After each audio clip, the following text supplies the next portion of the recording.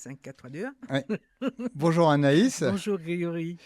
Alors pour commencer cet entretien et avant de parler d'histoire d'esclavage, Oui, est-ce que vous pouvez vous présenter et nous rappeler un petit peu votre parcours?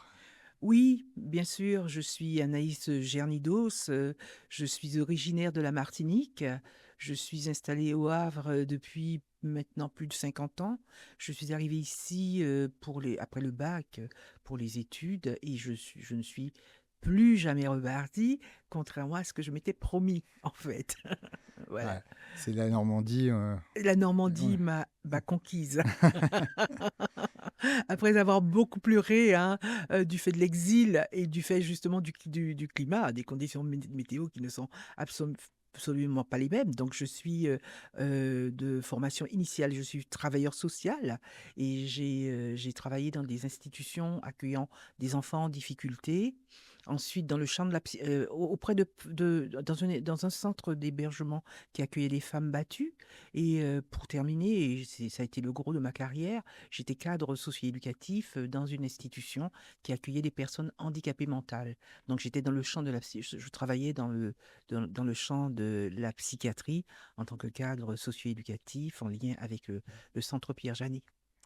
Alors vous êtes à la retraite depuis quelque temps Depuis maintenant? 10 ans. Depuis Depuis 10 10 ans. ans, ça fait 10 ans maintenant que Et je... du coup, vous avez assez rapidement travaillé pour l'association Mémoire et Partage. Oui, Et oui. est-ce que vous pouvez nous dire quel est un petit peu retour sur cette expérience? Qu'est-ce que ça vous a apporté humainement et professionnellement?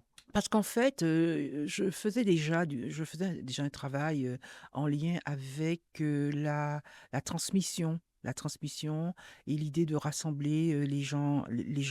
Et ça s'orientait vers les personnes de ma communauté, la communauté antillaise au Havre. Donc pendant longtemps, j'ai proposé des activités, des événements pour rassembler les personnes âgées qui ne sont pas reparties à la Martinique. Parce qu'il y a toute une grande communauté au Havre de personnes qui ont fait toute leur vie ici et qui ne sont pas reparties aux Antilles ou qui ont essayé de repartir aux Antilles. Mais quand vous avez passé beaucoup d'années en France, je vais rajouter métropolitaine pour être bien sûr d'être comprise, c'est compliqué. La réinsertion, Hmm. la J'allais vous réintégration. poser la question, c'est quelle est un petit peu comment on est perçu quand on retourne Oui, c'est dans le... compliqué, c'est compliqué. On n'est plus cette personne qui est partie il y a 50, 60, 70 ans. On n'est plus cette personne-là. Et quand on retourne dans notre pays d'origine, nous sommes perçus comme des étrangers, en fait. Nous n'arrivons pas à retrouver notre place. Enfin, beaucoup d'entre nous. Ce n'est peut-être pas la majorité, mais beaucoup d'entre nous. Et si j'ai proposé ces événements-là pour rassembler les personnes qui étaient isolées chez elles, c'était justement parce qu'elle était isolée chez elle. Et vous avez encore de la famille là-bas? Non, mes Mhm. parents sont décédés depuis longtemps maintenant. Et puis quand la maison familiale a été vendue, la famille, il n'y a plus, donc finalement, il n'y a plus enfin j'ai envie de Il n'y a dire, plus d'attache non, il n'y a plus d'attache, à familiale. part la nostalgie de l'île, Mhm. de l'île, son Des climat, souvenirs. les souvenirs. Et même cela, quand vous repartez, vous êtes en quête de ce que vous avez Ouais. Puis laissé. Et le temps fait ça disparaître les choses petit à petit. Exactement, et Mhm. ça n'a plus rien à voir. On ne retrouve pas son école, Mhm. on ne Ah oui. retrouve pas C'est sa maîtresse. c'est le temps qui passe, malheureusement. Absolument, absolument. Qu'est-ce qui vous a donné envie de poursuivre ce travail de mémoire en créant votre nouvelle structure? Alors parce que j'avais besoin de me reposer déjà. Je n'avais pas l'intention de continuer parce que c'est un travail qui est très prenant, qui est épuisant et j'avais, je pense, besoin de me poser et de pouvoir proposer une orientation qui tenait compte de ce que moi j'avais compris et de ce que j'avais compris de mon expérience de terrain en fait. Et ce que j'ai constaté, c'est que le fait d'être en lien avec une fédération qui n'est pas qui n'est pas en Normandie, donne à cette fédération-là une vision un peu trop éloignée de la réalité locale et régionale. Et donc, j'ai eu envie de recentrer véritablement sur la réalité locale et la réalité régionale. Tout simplement, je vous donne un Hmm. exemple, le Havre a été bombardé. Il y a plus de il y a plus dans le centre-ville, de structure architecturale qui puisse parler du négoce esclavagiste. Donc il faut inventer une manière, pas inventer des traces, inventer une manière, de raconter cette histoire et ça prend du temps et ça n'a rien à voir avec les villes où tout est là, tout est, Bordeaux, Nantes, La Rochelle, Paris, vous levez le nez, vous avez les immeubles. Les Ici, murs parlent pour eux, quoi. ah oui, Mmh. et il n'y a pas de discussion possible. C'est indiscutable. Ici, au Havre, il faut chercher et il faut, et ça vous, c'est mon expérience, ça vous confronte à la situation dans laquelle vous devez prouver. Et j'ai vécu ça. J'ai vécu ça. Et qui m'a amené petit à petit à construire un document avec des images d'archives pour montrer l'emplacement, je l'emplacement des immeubles avant-guerre. Alors on y viendra tout à l'heure sur justement Oui, comment vous faites pour oui, justement aller chercher un peu ces traces oui, historiques, oui, etc. oui. Avant ça, en quoi l'histoire d'esclavage Mmh. elle se distingue du travail que vous avez fait avec Mémoire et Partage? Enfin, c'est toujours moi, c'est toujours moi. Simplement, je décide de comment j'ai envie de faire les choses. J'ai envie de faire les choses, parce que je les sens, cohérentes avec, la région, la localité, la municipalité, si on va parler et les citoyens, en fait, que je côtoie au quotidien. Je ne peux pas inventer une réalité qui n'est pas et donc je fais en fonction de la localité dans laquelle à laquelle j'appartiens, la ville dans laquelle je vis, en fait. Et recevoir des ordres d'en haut, c'est compliqué. C'est compliqué. Euh, j'ai envie de parler d'affranchissement. J'ai envie de parler d'affranchissement. J'ai envie de dire que je me suis affranchie d'une situation qui me mettait en difficulté. Ouais, vous gagnez en Je liberté gagne et en en liberté. réactivité, sûrement. Complètement, Mmh. en réactivité parce que, Mmh. imaginez, j'ai un agenda qui est complet parce que j'ai été sollicitée par des établissements scolaires, j'ai des déambulations à faire dans la ville, j'ai des conférences à donner et le siège me demande, de rajouter, un événement, parce qu'ils ont, dans leur agenda personnel, un événement, prévu. Je ne peux pas rajouter. Si je rajoute, c'est difficile et ça peut créer, des incompréhensions. Donc et c'est un exemple, hein.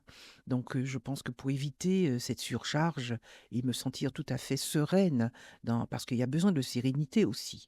Il y a besoin de sérénité pour pouvoir mener à bien et puis il faut être à l'aise dans ce qu'on fait. Si on se sent sous pression, ça ne marche pas, ça ne va pas et donc j'avais besoin, de sérénité, j'avais besoin d'apaisement, de me sentir, sereine dans ma tête, sereine dans ma liberté d'action, dans ma latitude, de faire pour pouvoir, continuer ce travail-là sans me sentir, oppressée, en fait. Alors, l'association est toute récente, hein, Oui, oui. quelles sont ces premières actions, les projets qui vont être lancés là, tout prochainement? En fait, c'est curieusement, à la fin de à la fin de l'année scolaire, à la fin de l'année scolaire, en juin là, de cette année, je me suis aperçue que beaucoup, beaucoup, beaucoup d'établissements scolaires, me sollicitaient pour pouvoir, à la rentrée, proposer à leurs élèves, des parcours ou des interventions dans les établissements dans leur programme. Ben, ça vous pose ça vous pose un cas de conscience.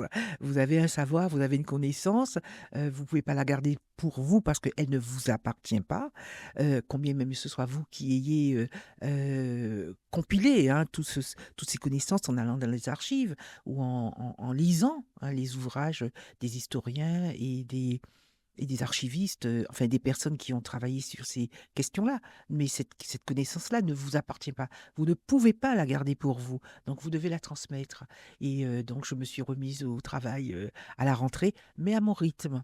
Mm. Je Ouais, choisis. ce que j'allais vous Je demander, choisis, hein. là, on parle beaucoup du Havre. Est-ce que Oui. vous êtes présente aussi un petit peu dans la Dans région? toute la Normandie. Par exemple, je pense aussi à Honfleur, qui est une Dans toute ville la Normandie. importante sur ce sujet. Oui. Est-ce que vous intervenez? Curieusement, curieusement, depuis le début, je suis présente dans toute la Normandie, dans le fin fond du pays de Caux ou du pays de Bray, parce qu'il se trouve que des associations ou des établissements scolaires m'ont sollicité pour y aller. Donc, je suis intervenue partout, en fait. Par rapport à votre question, qu'est-ce que j'allais vous dire? Qu'est-ce que je peux vous dire? Oui, oui, oui. Quand vous parlez d'Honfleur, Honfleur, j'ai envie de vous dire que la région a fait un travail incroyable sur cette question-là. En 2023, ils ont mis en place un travail extraordinaire, spectaculaire, sur les 3 sites, Honfleur, Rouen et Le Havre, en proposant une exposition qui s'appelle Esclavage et mémoire normande. Ce sujet-là se déclinait sur Rouen, l'envers d'une prospérité, Honfleur d'une rive ou d'une terre à l'autre, et Le Havre, c'était fortune et servitude. On aurait pu rajouter Dieppe, parce ils ont proposé un album, non, un agent, non, c'est pas, je cherche le mot, un catalogue. Ils ont rédigé un catalogue. C'est M. Saunier qui était le commissaire scientifique de l'exposition. Et il y a 2 catalogues qui sont sortis, qui reprennent le travail, hein, qui a été effectué. Et il y a Dieppe, parce que les bateaux partaient de Dieppe. Dieppe, c'est un port en eau profonde. Et pourquoi la traite n'a pas continué, pourquoi les bateaux n'ont pas continué de partir de Dieppe? C'est parce qu'il n'y a pas d'estuaire. On ne peut pas, il n'y a pas d'estuaire pour installer un port. Pourquoi la traite n'est pas, pourquoi les bateaux ne partaient pas de Rouen et de Harfleur? C'est parce que la Seine s'est envasée. Et il faut des travaux de dragage, des bancs de sable qui s'y accumulent pour éviter que les bateaux n'échouent. Donc c'est pour cela que les bateaux désormais sont partis du Havre, parce que le Havre est sorti des marécages et voilà, le Havre est sorti des marécages.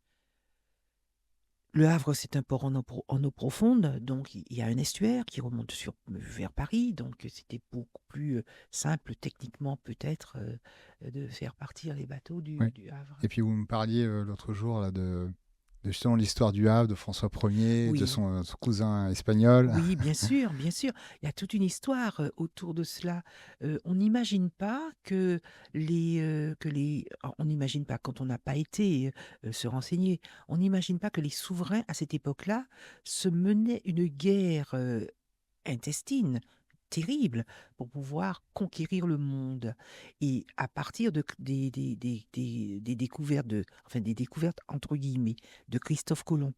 Christophe Colomb découvre, découvre les Amériques en se perdant en 1492. Et à partir de ce moment-là, va naître dans la tête de chaque souverain européen l'envie de conquérir le monde. Alors, les Espagnols et les Portugais, je vais le dire autrement, les Portugais et les Espagnols sont à la tête de cette conquête-là au départ, mais ils vont très vite être concurrencés par les Français, par les Espagnols, par les Français, les Anglais, les Hollandais. Je ne sais pas si j'oublie Français, Anglais ou oui, les Hollandais. Et on retrouve la Suède, on retrouve tous ces autres pays-là au fur et à mesure. C'est une guerre sans merci pour l'occupation du monde. Et il va naître de cette envie cynique d'occuper le monde, l'envie de mettre en esclavage les peuples indigènes rencontrés dans ces diverses contrées-là. Alors vous insistez sur la pluralité Oui, dans le nom même de l'association, oui, histoire d'esclavage au oui, pluriel. oui. Pourquoi? Parce qu'il y a plusieurs histoires d'esclavage et il y a plusieurs époques. Alors, j'ai resserré sur l'histoire d'esclavage, histoire d'esclavage qui tourne autour de la traite négrière. Donc Europe, Afrique et Antilles. Mais il y a eu d'autres, ça ne commence pas au 16e et 17e siècle. L'esclavage commence, j'ai envie de dire, avec la naissance du monde, peut-être, hein, parce que je retrouve hein, des histoires avec la Rome antique, avec la Grèce, avec l'Europe hein, même, puisque le mot esclave vient du mot slave. C'était les Slaves, la traite au départ était blanche, les esclaves étaient blancs. On allait les chercher en Europe de l'Est et ils irriguaient tous les comptoirs de la Méditerranée et il y avait même un centre de castration à Verdun pour que les esclaves soient rendus eunuques, pour pouvoir pour pouvoir être vendus dans les harems, dans le pourtour de la Méditerranée. Je m'arrête, enfin, où je commence exprès à la traite négrière, parce que c'est lié à mon histoire personnelle et à ma naissance. Je suis né aux Antilles et j'arrive au Havre et je découvre que le Havre, et c'est une ville qui est en lien, qui a une responsabilité euh, avec cette histoire et qui est en lien direct avec mon pays, la Martinique. Donc c'est pour cela que je parle de cette histoire-là, mais c'est pas l'histoire, cette histoire n'est pas unique. La traite négrière, c'est pas l'histoire d'esclavage unique, hein. Il y en a d'autres, Oui. il y en a d'autres. Et il y Alors, a, il y a l'esclavage moderne, enfin moderne, je n'aime pas dire moderne, contemporain. alors justement, le contemporain, en 2025, Oui. pourquoi est-il essentiel de parler d'esclavage en mémoire et de Euh, mémoire coloniale? Parce que c'est pas fini, parce que c'est pas fini. On s'aperçoit qu'il est important d'être vigilant. Je n'imaginais pas qu'aux portes de la France, il puisse y avoir la guerre entre l'Ukraine et la Russie. Ça veut dire qu'il y a une forme d'intolérance par rapport à l'autre, une volonté d'expansion encore aujourd'hui, comme si on n'avait rien appris de l'histoire. Je n'imaginais pas que Israël et la Palestine seraient, voyez, toutes ces guerres partout dans le monde laissent penser que on n'a pas appris de notre passé. Donc il est important d'être vigilant. Il est important que certains d'entre nous puissent garder la maison. Mm. Garder la maison. Alors justement, on parle de passé beaucoup plus proche. Alors, quelle est un petit peu votre vision, votre opinion sur justement les œuvres artistiques Oui, des années 40, 50, oui, voire 60, comme Autant nous emporte le vent. oui, Je pense aussi à l'œuvre de Ils étaient 10 de oui. Agatha Christie qui Christie, s'appelait Les Dix Petits Nègres. oui. Quelle est votre vision justement sur cette façon de changer un peu Moi, je les trouve œuvres ça, artistiques? je trouve dommage. Je trouve dommage d'effacer. Je trouve dommage d'effacer la mémoire parce que il faut recontextualiser les choses. Aujourd'hui, on a une manière de regarder qu'on dit évoluer, qu'on dit évoluer, je ne sais pas. On parlait précédemment du fait que la Palestine et Israël et que la Russie et l'Ukraine. Est-ce que c'est évoluer? Je ne sais pas. Donc, je crois que chaque époque a son explication. Il n'est pas question de et justement on apprend du passé. Effacer, c'est effacer la mémoire. Effacer, c'est dire ça n'a jamais existé. Moi, j'ai pas envie de ça. J'ai envie qu'on sache que les personnes étaient traitées de nègres, de sales nègres, pour que justement les gens entendent la force insultante qu'il y a derrière le mot. Et d'ailleurs, dans les archives, il n'y a pas de wokisme, hein. Dans les archives, vous prenez le mot en pleine face. Parce que c'est comme ça qu'il disait. Alors, moi, je m'appuie et je crois en la force de la loi, le cadre judiciaire, qui permet effectivement d'intenter un procès à celui qui sort des clous. Sale nègre, quelqu'un me dit ça, ou sale négresse, je ferai la gueule et j'irai voir la police. Vous voyez, je pense que on peut s'appuyer sur la loi qui encadre justement les comportements déviants pour pouvoir ramener les gens à la raison. Vous voyez, mais de là, effacer, déboulonner, je vais vous expliquer, je vais vous raconter une anecdote. J'ai fait un travail pendant 3 ans avec les lycées Port-Océane Et nous sommes repartis sur la trace des Normands à la Martinique. Parce que la première souche de colonisation, la première souche de peuplement est normande, pays de Caux. Les gens viennent du pays de Caux, ils s'installent à Saint-Christophe et ensuite à l'île de la Martinique. Nous arrivons à Fort-de-France. J'avais dans mon souvenir deux statues emblématiques de l'histoire, justement, de l'esclavage. Bénédicte d'Ambuc, sur la place de la Savane, et l'impératrice Joséphine, femme de Napoléon Bonaparte.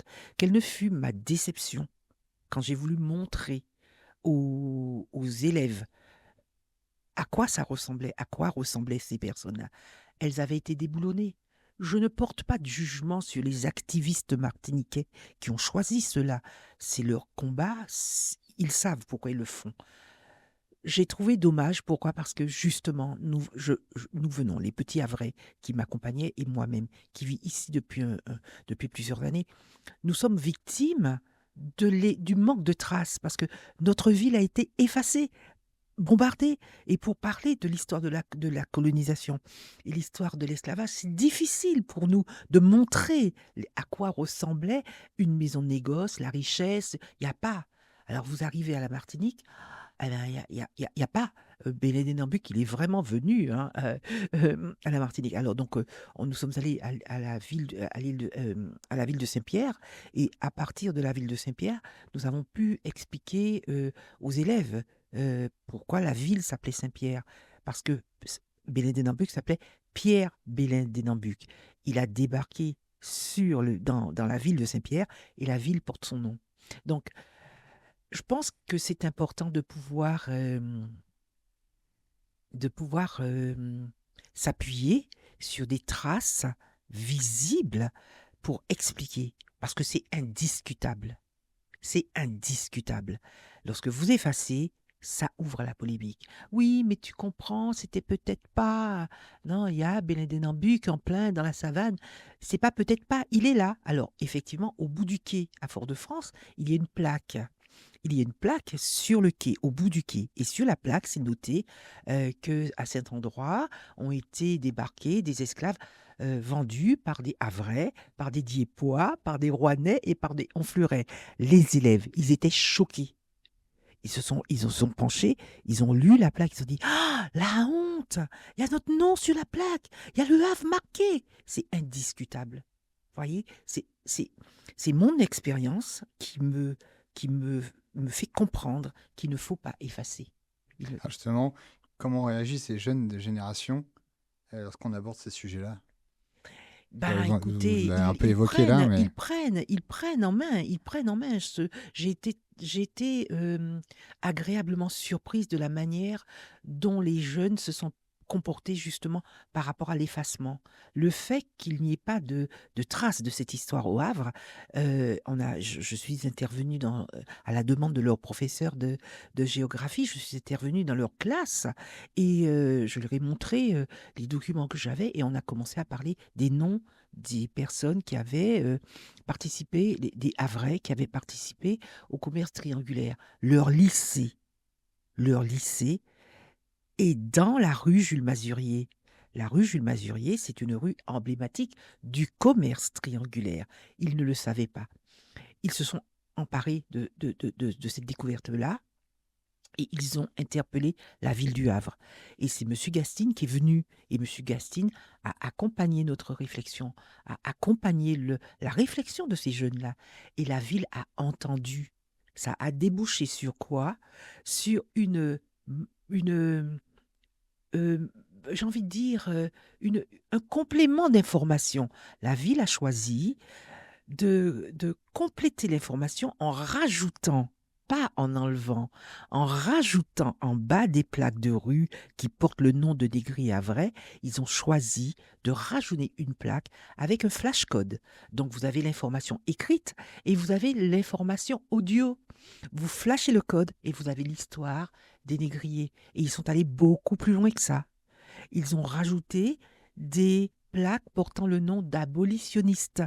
Et donc, dans tout le centre-ville, vous avez un parcours qui s'appelle Parcours Ombre et Lumière, et vous avez aussi des plaques en ville haute. Vous en avez du côté du Mont Gaillard, vous avez des plaques qui reprennent avec des flashcodes l'histoire des gens.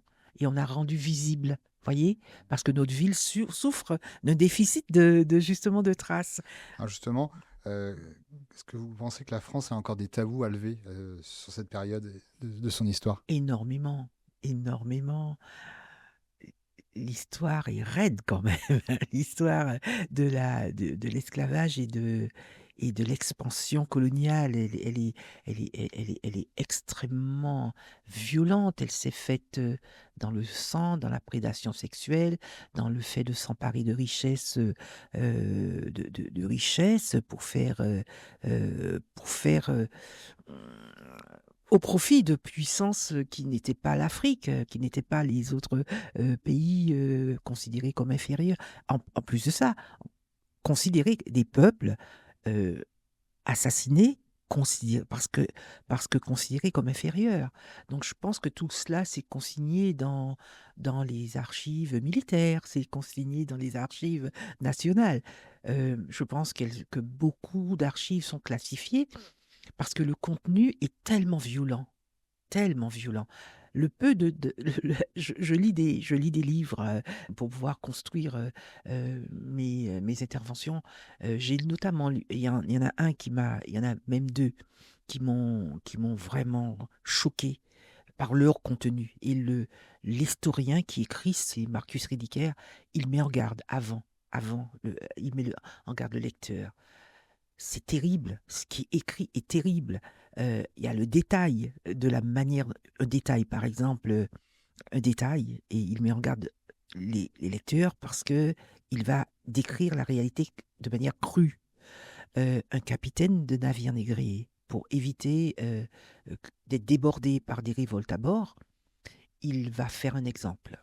Donc il va choisir de récupérer un captif qui a voulu se suicider. Il va l'installer sur une table. Il va, il va découper son corps en partant de la cheville. Il va découper en tranches. Parce qu'ils ont compris que les captifs préféraient la mort à la vie. Ils préféraient repartir au pays des ancêtres que d'imaginer vivre une vie de captif et d'esclave sur une plantation. Et là, je ne vais pas plus loin dans l'explicitation de ce qu'il écrit, Marcus Rediker, parce que c'est insupportable. Il y a une dame aussi qui a écrit Victoria, il y a l'histoire de Bakita, c'est... j'oublie le nom de l'autrice. Elle, c'est Almi, ça va me revenir. Elle écrit l'histoire de cet enfant qui est rapté, rasé dans son village et qui mène une vie mais incroyable, qui est vendue je crois qu'elle est vendue 7 fois. Elle est vendue 7 fois. Elle atterrit en Italie. Une petite fille de 5 ans qui est violée, mais c'est inimaginable, inimaginable. J'ai terminé en larmes et j'ai pas pu me sortir ce livre de Victoria Olmy, je crois qu'elle s'appelle l'autrice. J'ai pas pu sortir ce livre de ma tête pendant des mois, tellement c'est violent. Alors imaginez ce qu'il y a dans les archives. Imaginez ce qu'il y a dans les archives militaires, les archives de la marine. Imaginez. Mais je ne suis pas une activiste, je suis une militante de la mémoire. Imaginez, je suis une activiste, je tombe sur... C'est tellement insupportable, bah, je ne sais pas, ça rend les gens... Ça peut nourrir des envies de revanche, ça peut nourrir des envies de vengeance, voyez. Alors justement, votre association souhaite-t-elle contribuer à un discours plus apaisé et Absolument, inclusif? absolument, absolument. Je pense que c'est fait. En fait, on pourra pas refaire, hein. C'est fait. Il y a eu des ordonnances royales qui ont dit vous, vous êtes des nègres, vous êtes assignés à cette place-là. Nous sommes supérieurs parce que nous sommes blancs et nanani nanana. Alors maintenant, il faut des faire. Mais pour décoloniser les imaginaires, il faut du temps. Donc, mettons-nous au travail et faisons petit à petit, chacun dans sa région prend la responsabilité, si cela lui chante, de prendre la responsabilité de faire ce travail de transmission pour justement déconstruire le regard. Et c'est en expliquant qu'on n'est pas des sauvages, que les gens, la personne en face qui, euh, qui doute peut-être hein, de l'humanité du monsieur noir ou de la dame noire, peut-être qu'on va réussir à la toucher si on explique. Mais si on crie ou si on revendique une place, je ne sais pas si c'est convaincant. Je ne crois pas. Alors, on en parlait au tout début de l'entretien sur justement cette partie de recherche de documents. Oui, Comment vous travaillez, comment vous allez chercher les informations?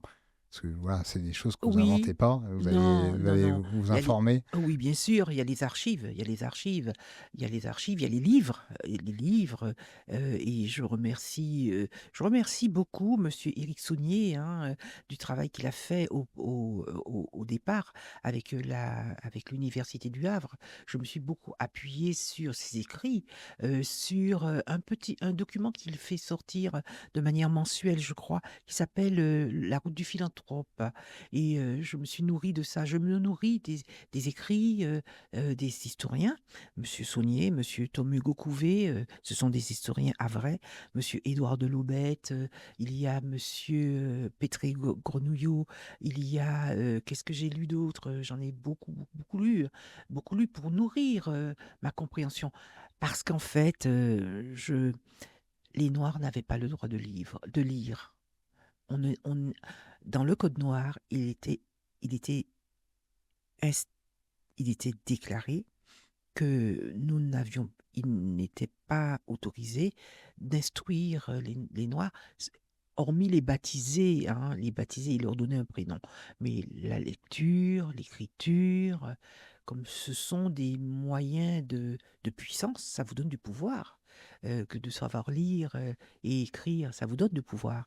Donc il est hors de question d'instruire les nègres. Alors je dis nègres exprès en lien avec ce que nous avons dit tout à l'heure par Oui, oui. rapport au déboulonnage. C'est écrit comme ça.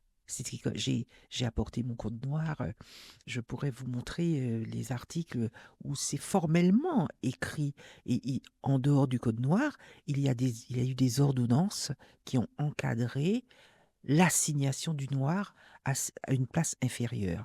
Aujourd'hui, nous sommes nombreux à avoir accès à la culture, à l'écriture, à la lecture. Donc, moi, j'ai choisi, en fait, euh, de me consacrer à la compréhension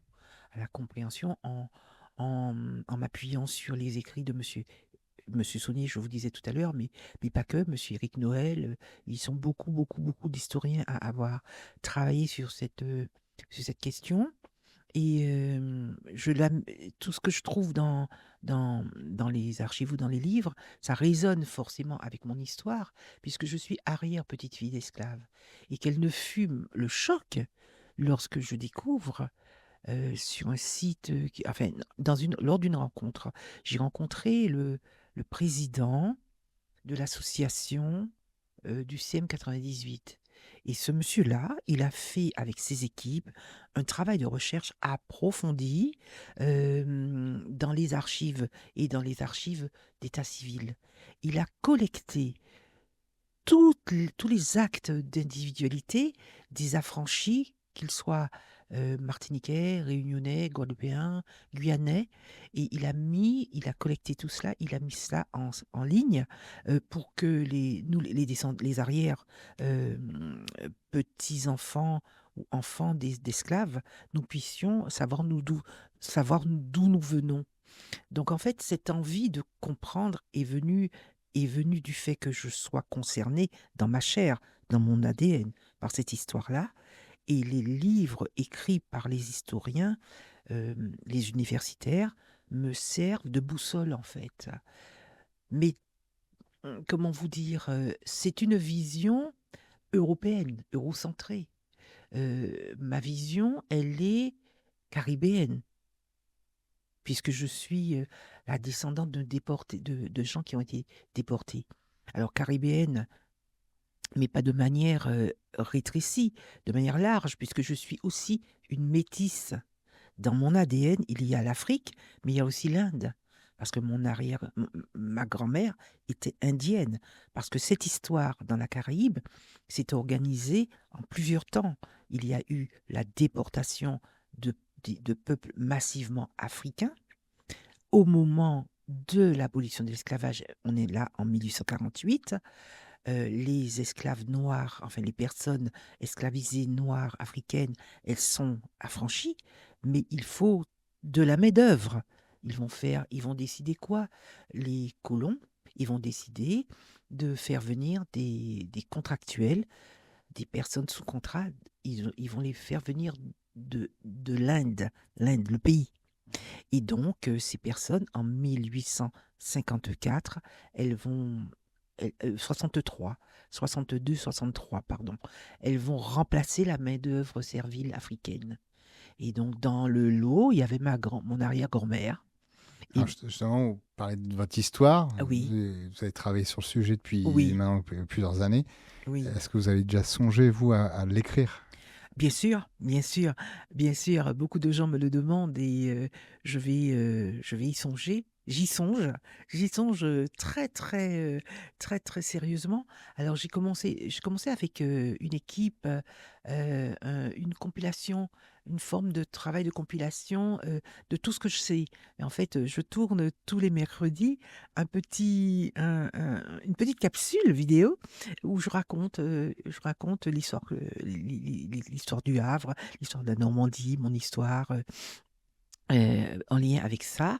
Et je pense qu'à terme, ça va aboutir Un à ouvrage. l'écriture, voilà, d'un ouvrage qui parle de cette histoire, mais de l'intérieur, en fait. Parce que les universitaires, les scientifiques, ils font un travail remarquable de, de compilation. De la connaissance qu'ils trouvent dans les archives en lien avec cette histoire-là.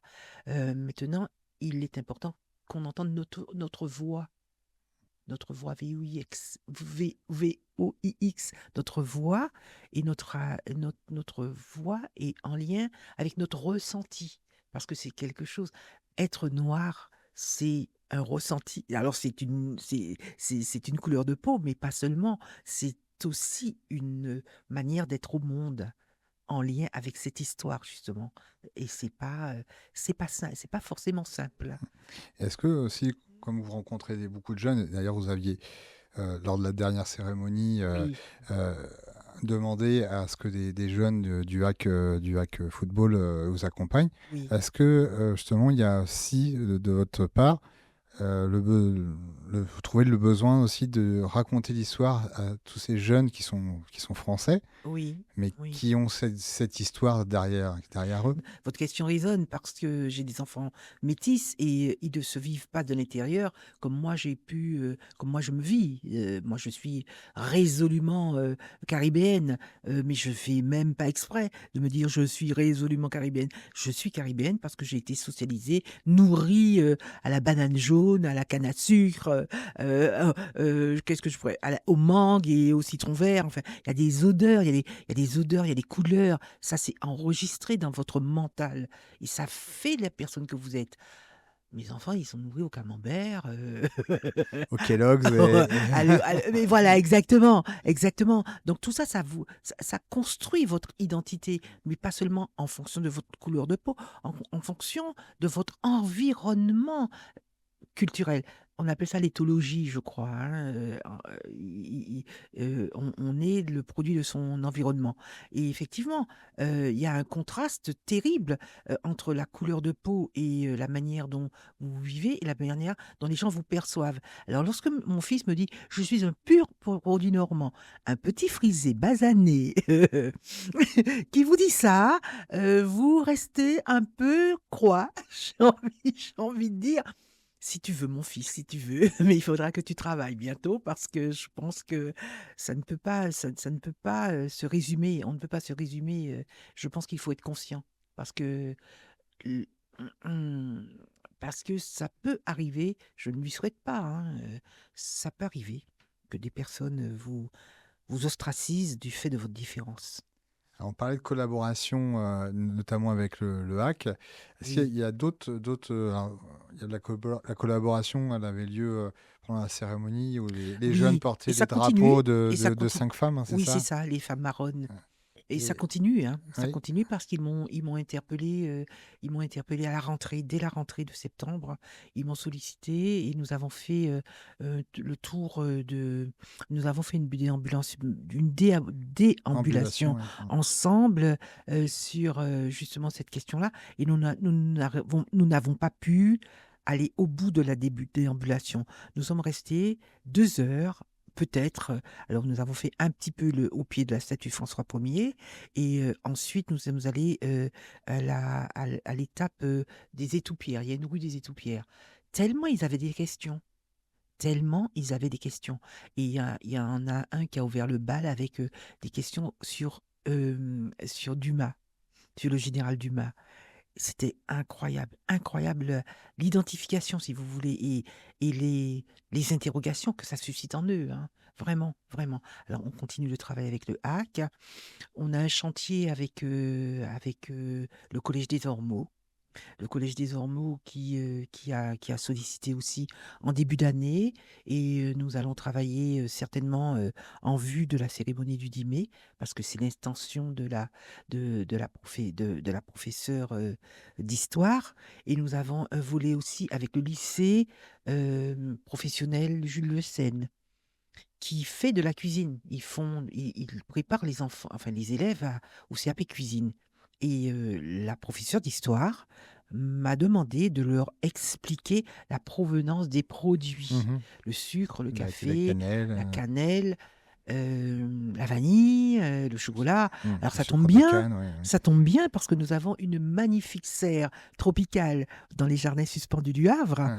et nous allons y faire une visite pour montrer. Alors, la professeure, elle tient à ce que les enfants sachent d'où viennent les produits dont ils se servent. Ah oui, le rhum aussi. Ah oui, le Mm. rhum, la canne à sucre. Il y a de la canne à sucre Ah. au jardin suspendu. Donc, on pourra développer autour de la canne à sucre le rhum, le sucre et tous ces produits. Alors, on parle de canne à sucre, de tout un tas de produits. Là, je pense aussi à la route du café, là, pour les bateaux, Oui, là, qui oui, est en train oui, oui, de oui, s'installer oui, dans le port du Havre. oui. Vous avez peut-être envie de parler un petit peu Ah de ces deux ben, skippers, là, que vous ah avez ben, rencontrés? ah oui, c'est des amours ces gens-là, parce que en fait, nous les avons rencontrés, nous avons fait leur connaissance à la dernière Transat, là, il y a 2 ans, en 2023, et nous avons fait un travail avec eux autour du café, justement, avec les élèves du lycée Port-Océane. Et ils étaient d'accord pour pouvoir transporter un plan de café à la Martinique, parce que nous avions fait un travail de collaboration avec un lycée agricole de Martinique. Donc, les élèves du lycée Port-Océane devaient leur remettre, c'était un voyage mémoriel. Le plan de café devait faire un voyage mémoriel. Et donc, ces skippers, ils collaboraient, ils étaient nos partenaires pour faire ça. Mais la douane, elle en a décidé autrement. La douane nous a téléphoné. Il nous a dit, il est hors de question que votre plan de café, il traverse l'océan parce qu'il n'a pas ses papiers. On ne savait pas. Il fallait des papiers phytosanitaires au skipper pour qu'il puisse transporter le café. Et la douane nous a menacés d'une lourde amende si et eux aussi, si toutefois nous insistions, nous Oui. persévérions et qu'ils iraient arracher le plan de café et le brûler. Et voilà. Et donc cette année, c'est avec beaucoup, beaucoup de plaisir que je les ai retrouvés. Ils vont prendre le départ là en fin de semaine et nous avons l'intention de ne pas en rester là, de ne pas rester sur un échec et de remettre en place quelque chose ensemble avec les scolaires pour justement parler de l'histoire du café, qui est une histoire Si c'est inclus dans qui, l'histoire qui esclavage. concerne le Havre, Ouais. qui concerne le Havre, parce que le café, il est quand même parti il est parti. Et alors, j'ai envie de vous dire, c'est un Diepois qui a toute cette histoire est liée encore une fois à la Normandie, parce que c'est un Diepois qui a introduit le café à la Martinique. Il a introduit le plant de café à la Martinique et ce plant de café, il a fait des petits et est devenu bon, le produit phare que l'on connaît. Le café n'est pas martiniquais. Le café n'est pas non plus normand. Le café est africain. Il vient des hauts plateaux de l'Abyssinie, donc voilà, il a été introduit par les Hollandais. Euh, En France, il a été offert au roi Louis XIV, qui l'a planté dans ses jardins, dans le jardin d'acclimatation, où le Diepois, notre fameux Normand, l'a volé. Il a volé le café. Il a Au bout d'une traversée rocambolesque, il est arrivé à la Martinique, où il avait une plantation qui s'appelait la Jacquard. Et il a planté le plant de café rescapé, il l'a planté à la Martinique, les flancs de la montagne Pelée. Et ce café a été, ça a fonctionné, quoi, le plant de café. Le plant de café a poussé, et pour le garder, il l'a mis au pied du plant de café un esclave jour et nuit. C'était un esclavagiste, Monsieur Desclieux. Et donc, la Transat, c'est une très très belle fête, mais je n'oublie pas que les ancêtres ont été victimes des caféières antillaises, euh, parce que il fallait récolter le café et ça a fait la fortune de négociants havrais. Donc le lien, il est là. Pour nous, histoire d'esclavage, le lien, il est là. Il n'est pas. Alors c'est beau, on est content qu'il y ait la fête parce que c'est une vitrine incroyable pour le Havre. Mais je pense il faut pas oublier que il y a une histoire triste derrière. Mm. Alors justement, ce que aussi j'allais dire, c'est un petit peu comme la Seconde Guerre mondiale qui a inspiré énormément d'ouvrages, de livres, de Exactement. films. Pour terminer un peu De cet notre entretien sur, pas forcément une Une bonne note. note, mais Oui, une note bien sûr. artistique, on On peut dira. dire ça, on Ouais. peut dire ça une bonne note, parce que je pense que cette histoire nous oblige à être résilients. On ne peut pas vivre dans la victimisation ni dans la martyrologie.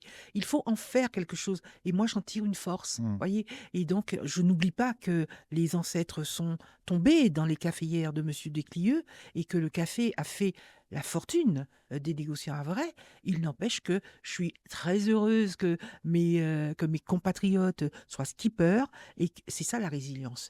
Parce que euh, comment on peut imaginer que deux noirs, deux personnes noires, deux sportifs noirs puissent traverser eux aussi l'Atlantique, puissent avoir eux aussi accès à à cette possibilité, comme tout le monde, comme les autres, d'être sportif, d'être entouré, encadré par une équipe. Moi, je trouve magnifique, et ce sont vraiment des modèles. Pour moi, ces deux hommes-là, et j'y associe Jean-Yves Aglaé, qui n'est pas sur non, j'y associe, alors il s'appelle Jean-Yves Aglaé et Mohan Mangatal cette année. Et il y a 2 ans, son nom va pas me revenir, qui faisait partie de leur équipe. Moi, je trouve, j'ai beaucoup de respect. J'ai beaucoup de respect. Traverser l'Atlantique sur des bateaux qui bougent au moindre souffle du vent, mais je trouve qu'ils font un courage incroyable pour faire ça. Et ce sont des modèles de résilience. Alors pour terminer donc cet entretien, quels sont les ouvrages, les livres ou les films sur ce sujet que vous aimeriez mettre en avant? Eh ben Racine, hein. Je pense que Racine est un film emblématique qui parle bien oui, Dynastie oui, complètement, voilà, c'est de une cette série ouais, histoire. qui est Complètement, en deux complètement. parties, qui va partir vraiment de l'Afrique Exactement, jusqu'aux États-Unis et exactement, exactement. passionnant. Racine d'Alex Allais, hein, c'est un incontournable. Plus récemment, il y a des documentaristes qui ont fait des choses jolies. Il y a notamment le film de Thierry Durand, Le souvenir dans la peau. Alors évidemment, les deux que je vais vous citer, on me retrouve dedans. Il y a Thierry Durand avec Le souvenir dans la peau, pour pouvoir véritablement comprendre le lien entre l'esclavage et la Normandie. c'est véritablement très bien expliqué là-dedans. Et puis le film documentaire de Sonia Douche aussi qui s'appelle Aux origines de l'esclavage, où elle fait tout un travail d'enquête à partir à partir de gens du spectacle, comme Kalash ou comme NTM, Joey Star ou d'autres. Hein. Et il y a à la fois mis en lumière des personnes dont les ancêtres ont été victimes de l'esclavage, mais elle met aussi en scène des descendants de négriers, des descendants d'esclavagistes. Et c'est là où je trouve son film, son document très fort, très puissant, parce il porte la mémoire des deux acteurs, en fait, des deux peuples qui ont été acteurs de cette histoire. Il y a, alors livres encore, il y a tous les livres d'Éric Noël, il y a ceux d'Éric Saunier, il y a les livres de Pétré Grenouillot, Olivier Pétré Grenouillot, il y a Édouard de Lobette, il y en a tout plein, hein, il y en a tout plein. Madame Taubira, l'esclavage raconté à ma fille, je pense que un incontournable. Et puis, qu'est-ce que je pourrais vous citer d'autre? Claude Ribes, Le crime de Napoléon, le général Dumas. Ah, Et il y en a tout me plein. vient aussi ce film là, que vous m'avez conseillé de voir sur cette femme qui a libéré tout un Ah, tas mais bien d'esclaves. sûr, mais bien sûr. Le titre m'échappe, Mais mais bien sûr, le titre de la musique, c'est Stand Up. Et le film, eh ben, on en parle, je ne sais plus. on le mettra Je ne sais en plus. photo là C'est sur Cynthia la... Erivo qui est l'actrice principale. Et cette dame, elle a sorti des plantations, des centaines, je pense 700 esclaves, je crois qu'elle a pu faire passer de l'autre côté. Je ne sais plus son nom. Ouais, Il ouais, suffit mais le il film est suffit que vous me incroyable et on le oui, mettra en lien il suffit que sur la vous me vidéo. posiez la question pour que je perde la mémoire. Voilà, voilà. Il y a trop, il y a tellement, Oui, il y en a tellement, beaucoup. tellement, C'est pour ça que je disais, tellement. il y a la Seconde Guerre mondiale voilà, qui a contribué Oui, à faire des magnifiques films, etc. oui, Mais sur oui, oui. l'esclavagisme, il Oui, y en il a y en a énormément beaucoup, il y en a également. beaucoup, il y en a beaucoup, il y en a beaucoup, et tant mieux, parce que ça permet de visualiser de manière concrète. Hein. Parce que vous savez que lorsque j'étais petite fille, j'imaginais pas que c'était ça. Je ne pouvais pas, il n'y avait pas le relief. Je voyais des images lisses et plates, des hommes allongés dans un bateau et qui faisaient la traversée et qui arrivaient aux Antilles. Mais je ne voyais pas le relief de la douleur. Mhm. Et ces films-là, ils amènent ça, cette force-là, pour nous faire prendre conscience. Merci beaucoup, Anaïs. Merci à vous, Bon Grégory. courage pour Merci le début de cette infiniment. association et je vous souhaite voilà, de rencontrer plein de jeunes Oui, et de véhiculer votre c'est mon message de souhait. paix. C'est mon souhait. Oui, absolument, absolument, absolument. On ne peut pas faire ce travail-là sans être sans être pondéré et nuancé dans ses propos et dans les attitudes, je crois. Merci, à très vite. Merci Grégory, à bientôt. À bientôt. Merci.